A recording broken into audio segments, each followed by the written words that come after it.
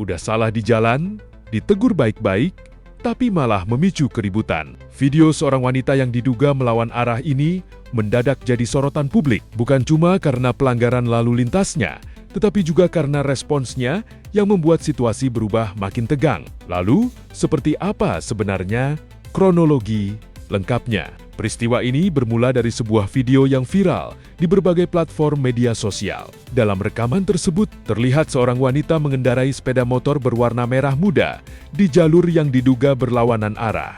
Beberapa pengguna jalan yang berada di lokasi langsung berusaha menghentikan laju motornya. Tujuannya sederhana, agar pengendara tersebut tidak terus melintas di jalur yang salah dan membahayakan dirinya maupun pengguna jalan lainnya. Namun, alih-alih langsung memutar balik kendaraan, wanita tersebut justru beberapa kali mencoba menghindari orang-orang yang mengarahkannya. Kondisi di lokasi pun semakin ramai. Sejumlah warga ikut memberikan imbauan agar ia kembali ke jalur yang benar. Bapak, sini Pak. Ini kan udah lawan arah, Probeten. Kak, nggak bisa. Kak, nggak bisa. Kak.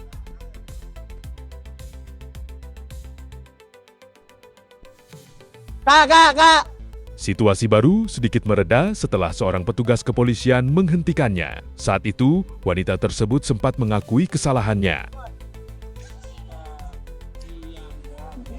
Tadi ketemu tabrak kakak saya.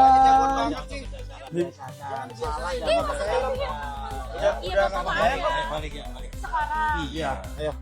Saya baru pertama kali ditilang langsung ke kamera. Daripada nanti di kamera. Petugas kemudian merespons dengan tenang. Ia menyarankan agar pengendara tersebut segera memutar balik kendaraan daripada tetap melanggar aturan. Terbalik aja. Aduh. Ada melanggar nanti kita bilang.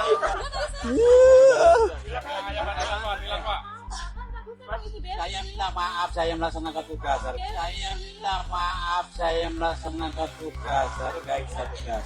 Sayangnya, setelah percakapan itu, situasi belum benar-benar selesai. Dalam rekaman yang beredar, wanita tersebut justru masih mempertanyakan tindakan petugas dengan mengatakan, "Dari kemarin, Bapak kemana aja, baru sekarang." Dari kemarin Bapak kemana aja baru sekarang? Dari kemarin Bapak kemana aja baru sekarang? Kalimat itu memicu perhatian orang-orang di sekitar lokasi. Suasana yang sebelumnya masih bisa dikendalikan, perlahan berubah menjadi lebih panas. Kalau Mas kata gitu tuh namanya bully. Ayo. Tidak lama kemudian, wanita tersebut turun dari sepeda motornya dan menghampiri beberapa orang yang berada di tempat kejadian. Terjadi adu argumen yang semakin memanas hingga muncul kontak fisik. Berdasarkan narasi yang beredar di media sosial, wanita tersebut diduga mencakar dan memukul seseorang yang berada di lokasi. Ayo mukul.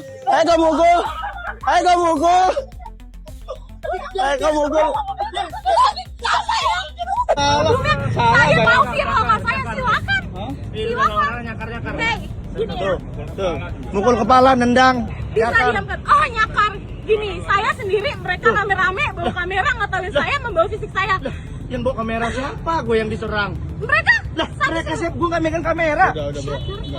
Di sisi lain, unggahan yang beredar juga menyebut salah seorang pria yang diduga terlibat merupakan seorang pengacara sekaligus Ketua Pradi Bekasi. Ia disebut sedang membantu memberikan edukasi kepada pengendara yang melawan arah. kesalahan saya memang saya salah, tapi seberapa merugikan saya? Dan ini bukan kali pertama saya, kali pertama orang-orang melawan arah. Bapak, saya tahu pertama saya salah melawan arah. Saya tidak membenarkan banyak kok orang lain. Tapi poinnya di sini bukan karena saya tidak terima ketika saya melanggar, tapi adalah mereka datang, mereka menyoraki saya seolah saya merugikan negara Indonesia ini. Asal Bapak tahu, kesalahan saya memang saya salah, tapi seberapa merugikan saya? Dan ini bukan kali pertama saya, kali pertama orang-orang melawan arah. Bapak, tak dulu, saya butuh waktu. Iya, sabar, tapi ini belum waktunya. Bapak, sabar. Izinkan saya, kalau Bapak memang melayani masyarakat, layani saya sebagaimana masyarakat. Seperti yang bisa diduga, video ini langsung dibanjiri komentar warganet. Banyak yang menyayangkan tindakan melawan arus, sekaligus cara menghadapi teguran dari petugas dan pengguna jalan lain. Sebagian besar berharap kejadian seperti ini tidak menjadi contoh yang diikuti masyarakat. Namun, perlu diingat, komentar-komentar yang beredar merupakan pendapat pribadi para pengguna media sosial dan bukan merupakan fakta hukum. Diam dulu, shut your mouth. Terus kayak intimidasi. Saya lagi emosi. Bapak tidak tahu bagaimana hari ini saya bekerja seperti apa. Bagaimana keadaan saya tidak mau menyangkut pautkan itu. Tapi poinnya di sini bukan karena saya tidak terima ketika saya melanggar, tapi adalah mereka datang, mereka menyoraki saya, seolah-olah saya merugikan negara Indonesia ini. Asal Bapak tahu, kamera datang banyak, kemudian seolah-olah saya dibully, saya melawan arah. Hey, Memang benar ada lawan arah. ya memang kan saya sudah bilang, saya tidak menghargai. Shut your diam. Kalau mau pembelaan ayo kita proses secara hukum. Gak usah hakam hukum. Hah? Apa? Karena udah pencakar Ya udah. itu nyakar saya, penganiayaan. Enggak. Mulut lo. Dah mulut Mulut apa? lo. Ya laporin aja. Laporin aja gua. Lu lapor sekarang. Oh ya udah, lo bisa ngomong kayak gini. Bapak diam. Saya nggak punya SIM. Lah. Ya udah, hilang aja. Ya udah. Udah nggak punya SIM. Coba, udah nggak punya SIM, lawan arah, nyakar. Pertama saya udah bilang dari awal, saya memang salah. Saya ngeyel. Setelah videonya viral dan menuai kritik dari berbagai pihak, wanita tersebut akhirnya muncul menyampaikan permintaan maaf melalui sebuah video. Ia mengakui bahwa emosinya saat itu tidak terkendali dan berharap peristiwa tersebut bisa menjadi pelajaran.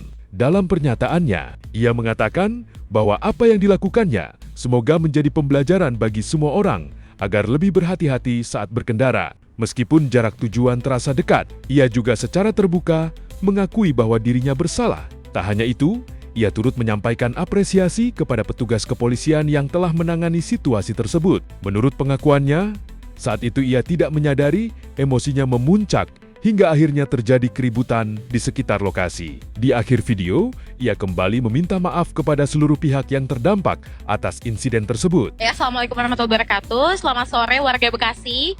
Perkenalkan saya Vira. Di sini saya mengakui bahwa saya telah melanggar lalu lintas,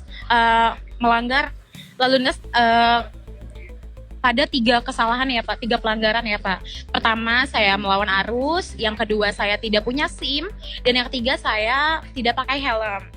Saya tidak membenarkan itu semua untuk warga Bekasi tiru. Namun yang saya lakukan ini mungkin bisa menjadi pembelajaran untuk teman-teman untuk lebih aware lagi dalam berkendara, walaupun misalkan memang jaraknya juga dekat banget atau ini segini doang gitu.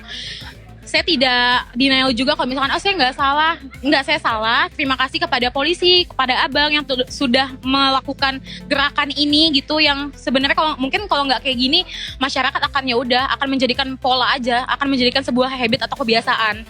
Thank you so much kakak, bapak polisi yang akhirnya jalanan ini dinotis juga gitu kan. Biasanya jalan ini nggak dinotis, that's why kayak tadi banyak banget. Mungkin kedepannya bapak polisi atau abang bisa lebih luas lagi dah di bagian Bekasi lainnya gitu. Saya kemudian secara tidak sadar saya menyerang emosi, pecah gitu. Bahkan saya sampai berantem tadi di SPBU. Ya mungkin itu kesalahan saya juga. Saya minta maaf sebesar-besarnya kepada semua pihak yang terlibat atas kejadian tadi, atas masyarakat Bekasi, khususnya juga saya minta maaf kepada keluarga saya. Kejadian ini akan menjadikan pembelajaran saya dan mungkin orang-orang lain ke depannya. Saya mohon maaf sekali lagi.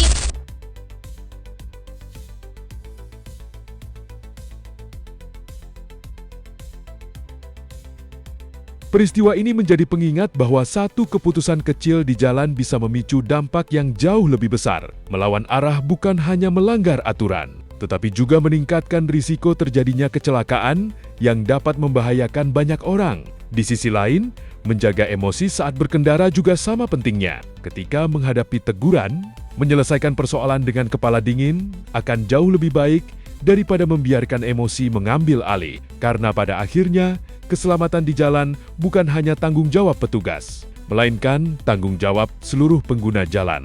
Mematuhi rambu, mengikuti arahan petugas, dan saling menghormati sesama pengendara adalah langkah sederhana yang bisa membuat perjalanan lebih aman untuk semua. Kalau menurut kamu, bagaimana seharusnya situasi seperti ini diselesaikan agar tidak semakin memanas? Tulis pendapatmu di kolom komentar.